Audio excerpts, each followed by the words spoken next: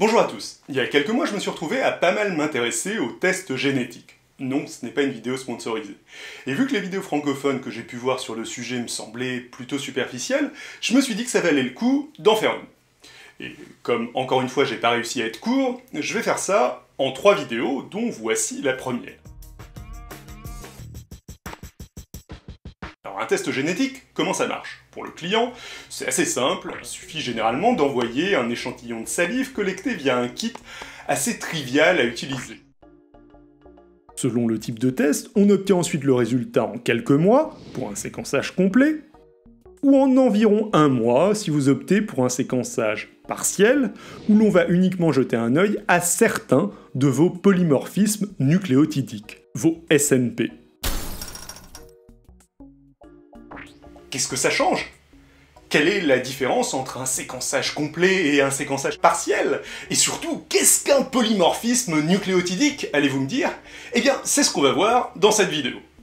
Mais déjà, petit rappel, donc le code génétique est constitué de séquences de nucléotides, ATCG. Une partie de ces séquences code pour des protéines, c'est-à-dire qu'en très gros, une suite continue de nucléotides va servir de recette pour la production d'une protéine. Ces séquences de nucléotides qui codent pour une protéine, c'est ce qu'on appelle généralement un gène, même si certains biologistes ont une définition du gène un peu différente, mais on verra ça dans une autre vidéo. Le reste de ces nucléotides, qu'on appelle séquences non codantes, ne font pas partie de ces recettes de protéines, et du coup on pensait encore, il y a quelques décennies, qu'elles ne servaient pas à grand chose, mais on réévalue actuellement leur importance à la hausse. Pareil, on aura peut-être l'occasion de voir ça, mais dans une autre vidéo. Le génome humain est constitué d'un peu plus de 3 milliards de ces paires de nucléotides, vu que les nucléotides marchent par paires, la double hélice de l'ADN, tout ça.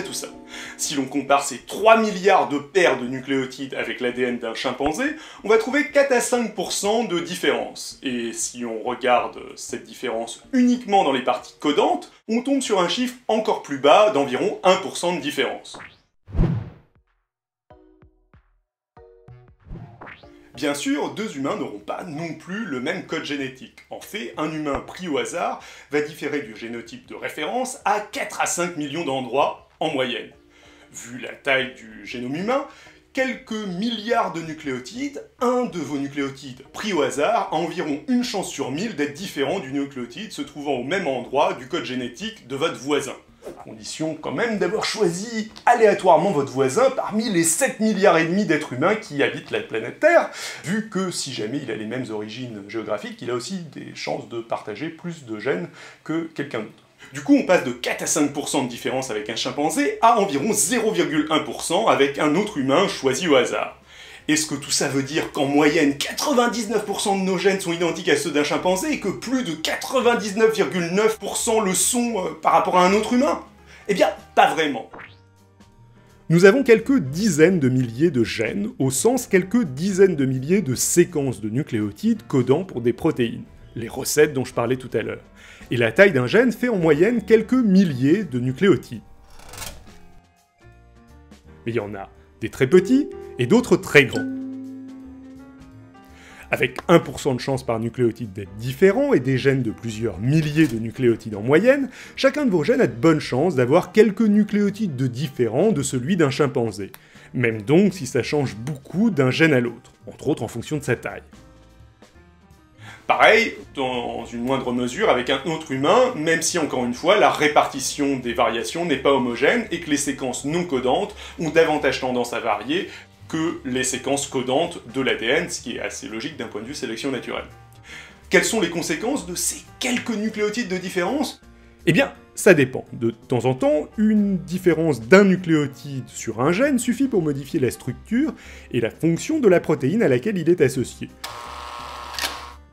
De temps en temps, ça l'empêche même carrément de générer cette protéine. Le plus souvent, ça ne change apparemment rien. Ce qui nous amène enfin au SNP. les biologistes référencent les variations génétiques. Les variantes d'un gène, vous en avez sûrement déjà entendu parler en cours de bio, sous le nom d'allèle, un terme assez vieux et antérieur au séquençage de l'ADN humain. Les SNP, c'est presque la même chose, en un peu plus précis, et ça concerne aussi les séquences non codantes de l'ADN. Avec l'aboutissement du Human Genome Project, le projet de séquençage du génome humain, on a pu référencer les variations existant dans l'ADN humain, c'est-à-dire les nucléotides susceptibles de varier et les différentes variations existantes. Les variations qui apparaissent dans plus de 1% de la population sont appelées les polymorphismes nucléotidiques, ou SNP, pour Single Nucleotide Polymorphism. On en a identifié 54 millions dans l'espèce humaine, dont la majorité se trouve sur les séquences non codantes de l'ADN. Et pour revenir à notre question de départ, ce sont uniquement ces SNP qui vont être identifiés lors d'un séquençage partiel. En gros, on va aller regarder votre ADN uniquement à certains endroits où l'on a identifié qu'il est susceptible de varier,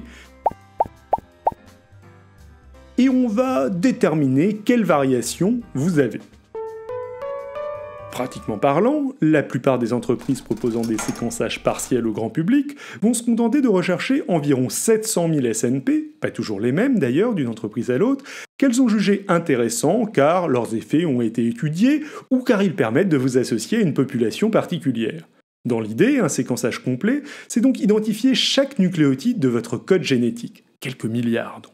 Tandis qu'un séquençage partiel, c'est regarder uniquement les SNP les mieux étudiés. Alors, du coup, on risque de rater certaines mutations rares ou aux effets peu connus. Mais ça a l'avantage d'être un sacré gain de temps. Et c'est là-dessus que je vais conclure cette introduction. Comme vous l'avez sans doute remarqué, cette vidéo, dans son format, est assez éloignée de ce que je fais habituellement. Elle est plus courte, avec un rythme différent et avec davantage d'animation. Vos feedbacks à ce sujet m'intéressent donc beaucoup. Dans les vidéos suivantes, on verra comment techniquement va s'effectuer le séquençage, puis on s'intéressera à ce qu'il peut apporter en termes de généalogie et de santé. Enfin, on terminera sur des considérations un peu plus pratiques et économiques. Sinon, Xilcast revient très vite avec un format un peu plus classique, et en attendant, je vous invite à jeter un œil à H-Critique, le podcast audio que j'ai lancé en septembre dernier, et où je parle tous les mois science, histoire, culture et sujets de société avec 4 amis. On a parlé de sujets comme l'écriture inclusive, on a parlé pas mal d'intelligence artificielle, on a parlé des avions renifleurs, un scandale politico-scientifico-économique à l'époque de Giscard, on a pas mal parlé, enfin Maud a pas mal parlé de Disney, on a eu l'occasion, Maud pareil, de parler des antivax. Voilà, c'est fort sympathique, je vous invite vraiment à le regarder, c'est tous les premiers mercredis du mois, à l'écouter plutôt qu'à le regarder d'ailleurs. Ça dure environ 1h30 et on traite 4 sujets par émission, et on fait des lives qui, comme vous allez le voir ou vous avez déjà pu le voir, sont diffusés en live sur cette chaîne. Voilou.